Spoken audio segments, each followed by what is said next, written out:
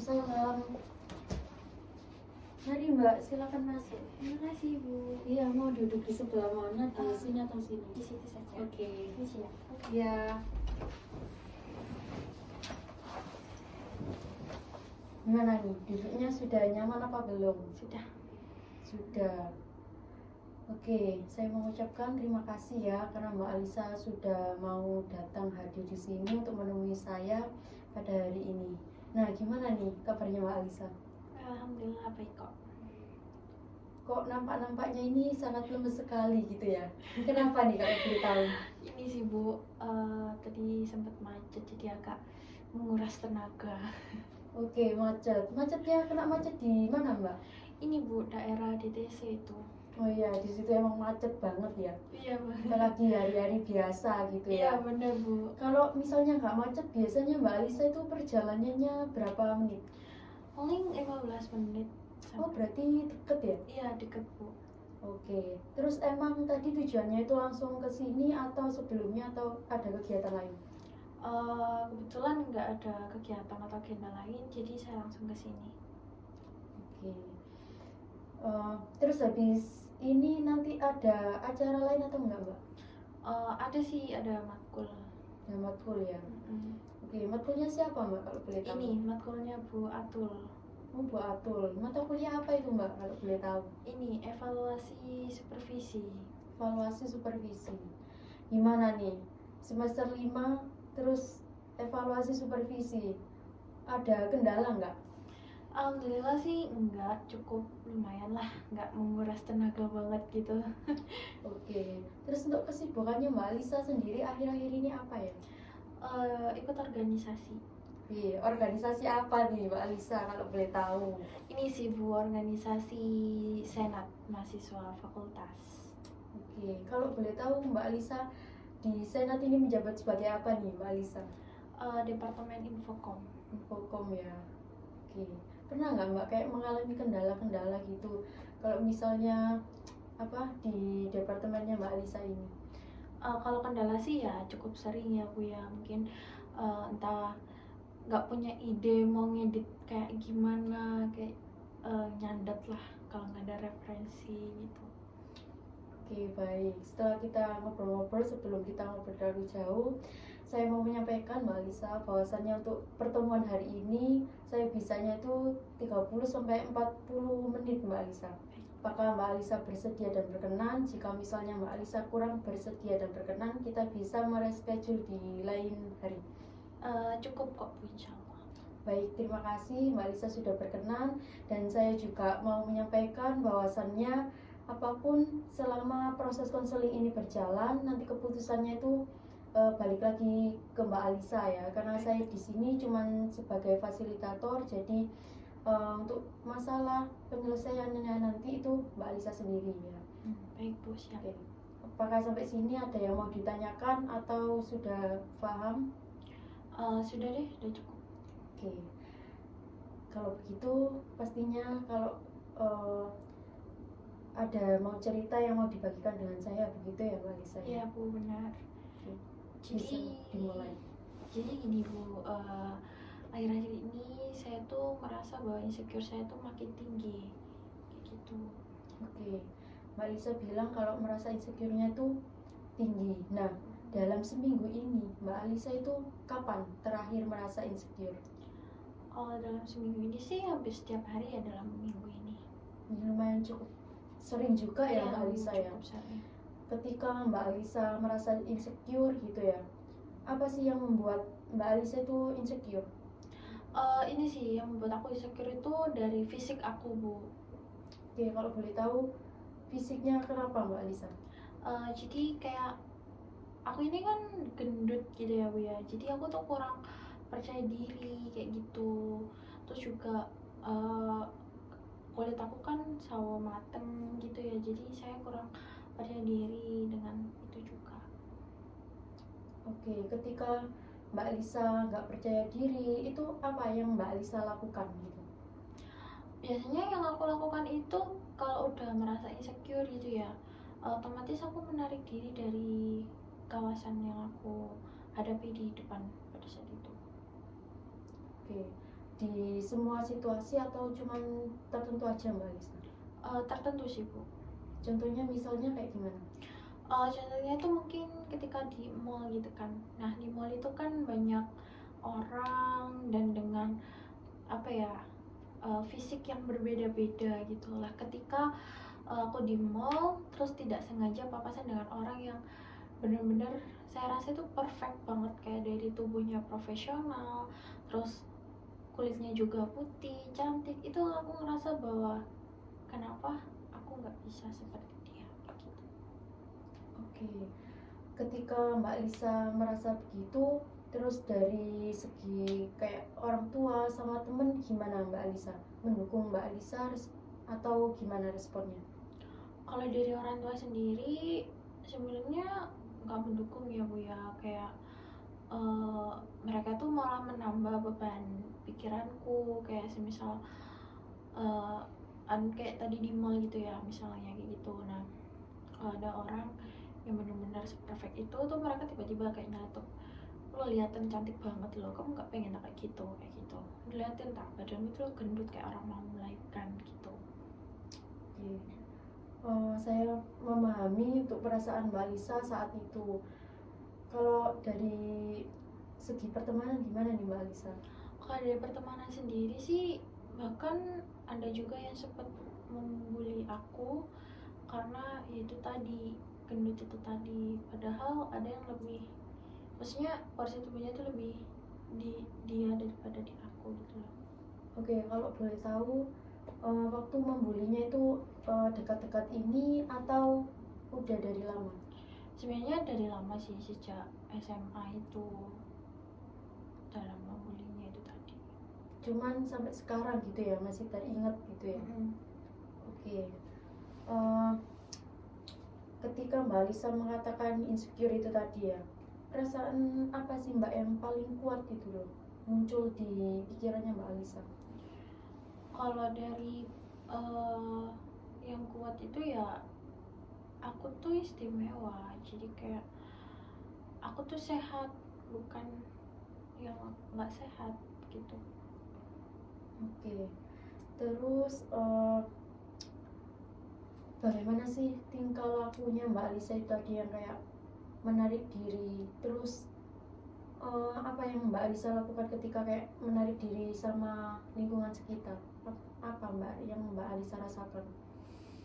Yang aku rasakan ya ketika aku menarik diri tuh ya kayak sedih, kecewa, kenapa aku harus di posisi yang seperti ini. Jadi kayak seharusnya ketika aku merasa gak percaya diri atau menarik diri dari publik, seharusnya ada yang dukung aku untuk lebih berani tampil di depan banyak orang kayak gitu. Oke, tadi kan Mbak Lisa bilang ya kalau misalnya sedih. Ketika Mbak Lisa sedih itu apa aktivitas apa yang Mbak Lisa lakukan? Kalau dari aktivitas sendiri mungkin ketika aku sedih tuh ini sih lebih ke aku nyetel musik, tapi alunan musiknya tuh ya emang yang bener-bener yang lebih ke sedih gitu loh. Nah dengan gitu kan aku kan pastinya nangis. Nah dengan nangis itu tadi aku limpahkan dengan musik itu tadi. Setelah itu ketika aku merasa bahwa aku tuh nangisnya udah cukup atau udah agak rendah, itu baru aku ganti musik ke yang lebih happy, lebih ke ceria kayak gitu. Oke, itu bagus sekali ya Mbak Lisa, karena Mbak Lisa ketika sedih itu larinya itu ke hal yang positif seperti kayak itu tadi yang mendengarkan musik, kemudian menyibukkan diri dengan mendengarkan musik itu tadi. Oke, kalau gitu kan tadi Mbak Lisa juga bilang ya kalau misalnya kenapa kok aku ini nggak seperti itu gitu ya, upaya apa sih yang sudah pernah dilakukan Mbak Alisa? Sebenarnya dari upaya sendiri dulu tuh kejadian seperti ini tuh sebenarnya dari bukan hanya dari SMA, jadi kayak dari SD, SMP berlanjut ke SMA gitu kan. Kalau dari SMA sendiri tuh emang masih dibully, cuman bulinya tuh gak terlalu separah di SMP gitu kan ya. Nah kalau dari SMP sendiri pernah aku dibully habis-habisan sampai aku tuh diet 1 tahun penuh, itu makan cukup sekali, minum, nggak jajan atau nyemil sama sekali. Nah itu aku lakukan semi olahraga, terus tidak lama aku ngedrop kayak gitu. Oke, saya memahami. Pasti semua orang ketika di posisi Mbak Alisa pasti ingin berusaha untuk uh, perubahan gitu ya, melakukan perubahan. Nah, kalau boleh tahu nih, kelebihan apa sih yang Mbak Alisa miliki gitu? Kelebihan ya, kalau kelebihan aku ngerasa bahwa sebenarnya mereka tuh lebih butuh aku juga. Kayak mungkin dulu kayak tugas-tugas itu aku kan tipikal anak yang nggak suka menunda gitu ya. Ketika aku udah selesai, mereka tuh mendekati aku kayak gimana kayak gitu. Jadi apa ya, eh, hal yang positif yang aku lakukan itu di situ. Oke, berarti ketika uh, Mbak Alisa ini misalnya sudah mengerjakan tugas begitu ya, terus teman-temannya Mbak Alisa ini lihat ke Mbak Alisa gitu ya, sebenarnya Mbak Alisa itu kayak apa ya, kayak mungkin bisa dibilang dimanfaatkan gitulah ya.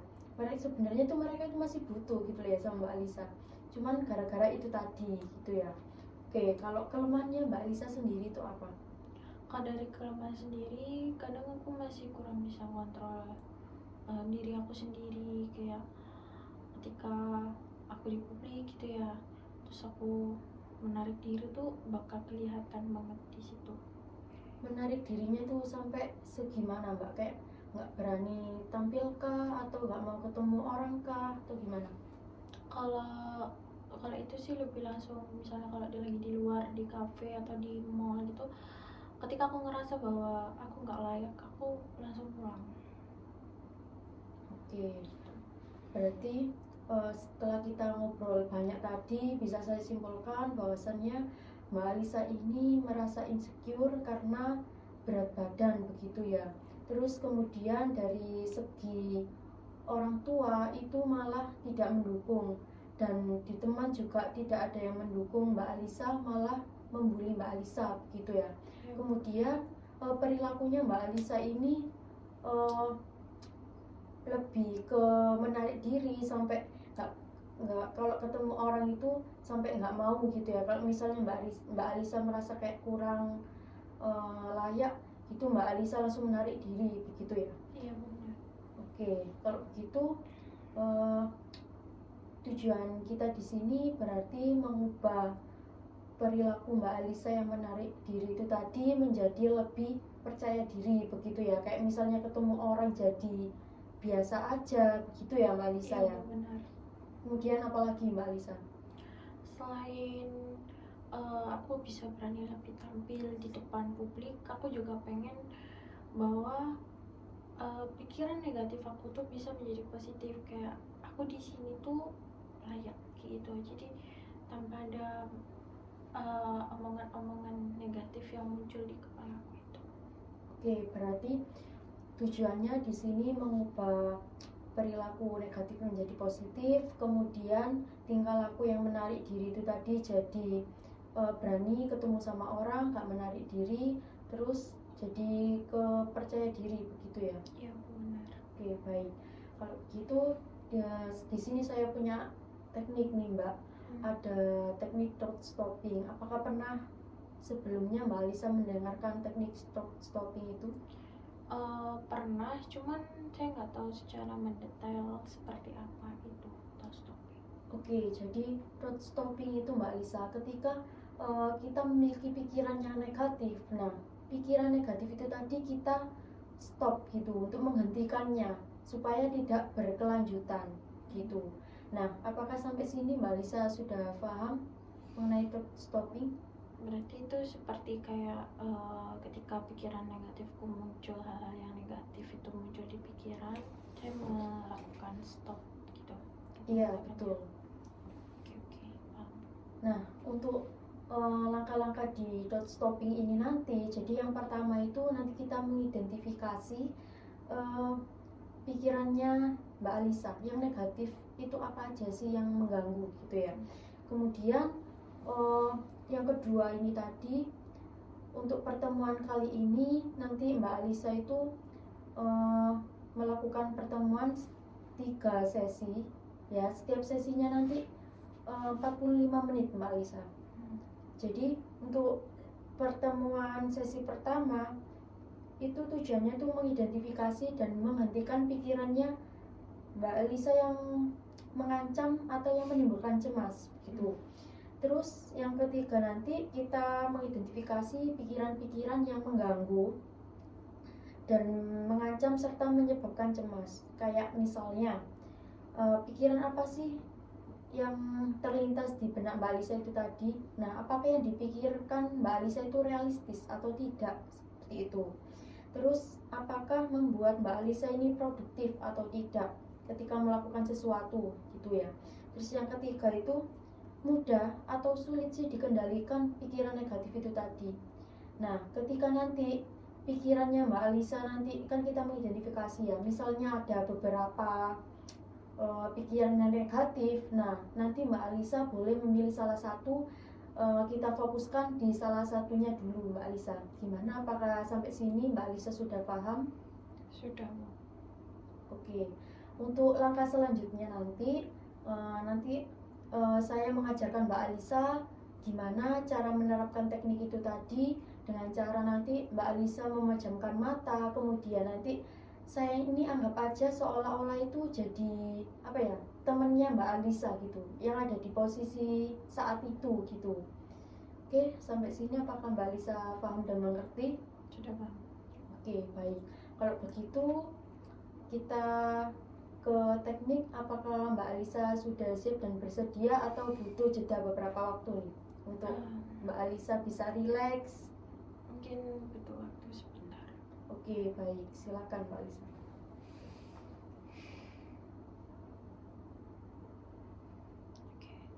Oke, gimana? Sudah? Oke, yang pertama kita mengidentifikasi pikirannya Mbak Alisa ya. Untuk pikirannya Mbak Alisa yang sangat mengganggu saat ini itu ada apa aja? Nggak percaya diri, kayak aku gendut. Terus apa lagi? Aku nggak seperfect mereka. Oke, terus yang ada lagi atau sudah? Aku nggak layak untuk berdiri di sini. Oke, Mbak Alisa bilang aku nggak layak berdiri di sini, gitu ya.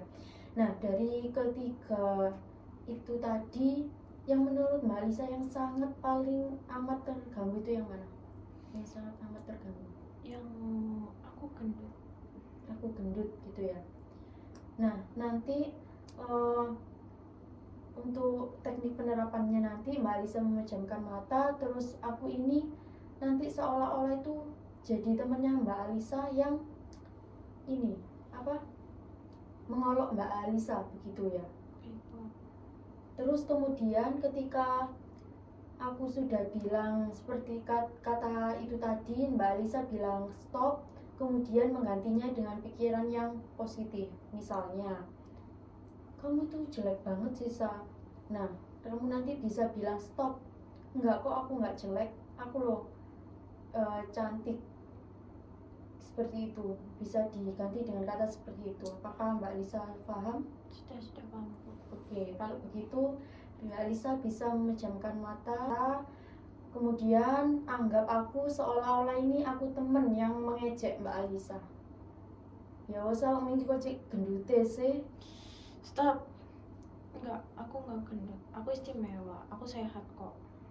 Oke, bisa dibuka Mbak Alisa. Nah, seperti itu Mbak Alisa.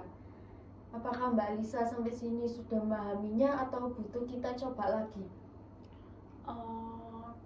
Mungkin dicoba lagi tapi tanpa apa ya, menutup mata, mungkin jadi lebih real. Oke, boleh. Kalau begitu anggap lagi ya, saya ini sebagai temannya Mbak Alisa. Ya hari iku lho kok kayak ngono sih ya. Wis lemu tambah kayak ngono. Stop. Emang kamu cantik kah? Aku juga cantik. Kita semua cantik versi diri kita sendiri. Nah, itu bagus sekali Mbak Alisa. Jadi kayak gitu ya. Jadi kita harus mengapresiasi pada diri kita sendiri kayak gitu. Nah, apakah perlu untuk dicoba lagi atau sudah paham Mbak Alisa? Sudah cukup paham. Oke, kalau begitu, kalau Mbak Alisa sudah paham, Saya mau kasih pekerjaan rumah nih Mbak Alisa. Apakah Mbak Alisa bersedia jika saya kasih pekerjaan rumah untuk teknik ini bisa diterapkan di rumah Mbak Alisa? Bersedia kok Bu. Oke, jadi tugasnya nanti Mbak Alisa itu membuat catatan harian. Nah, kemudian kapan sih pikiran negatif itu muncul? Itu Mbak Alisa tulis. Nah, kali misalnya itu tadi ya, aku merasa gendut. Kok aku badanku gini ya? Nah, itu nanti Mbak Alisa tulis saja. Kemudian kapan Mbak Alisa itu nge-stop dan mengganti kata yang lebih positif. Kayak begitu Mbak Alisa. Apakah sampai sini paham tentang pekerjaan rumah? Itu berarti ditulis di buku gitu. Iya, boleh. Terus untuk ditulis di buku itu berarti sistemnya kayak hari, tanggal, terus pikiran negatif yang muncul itu seperti apa, terus Kemudian kalimat untuk diubah. stop itu seperti apa, kayak gitu. Iya, dari pikiran negatif kamu itu tadi, nah ubah menjadi yang lebih positif kayak gitu. Oke. Oke, nah mungkin untuk pertemuan kali ini sudah cukup sampai di sini. Gimana nih perasaannya Mbak Alisa ketika sudah melakukan proses konseling ini? Cukup lega sih Bu, apalagi ketika aku tadi sempat menceritakan hal-hal yang kurang mengenakan tadi, itu agak apa ya, teringat dan sedikit ingin menangis cuman nggak bisa. Jadi kayak setelah kita sampai sini aku merasa bahwa cukup lega.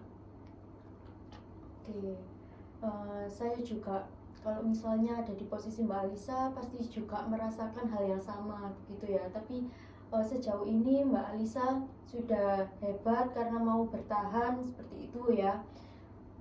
Dan untuk pertemuan selanjutnya mungkin kita bisa di hari apa nih Mbak Alisa? Ini pertemuannya ini di minggu depan atau gimana? Iya, untuk pertemuan di minggu depan.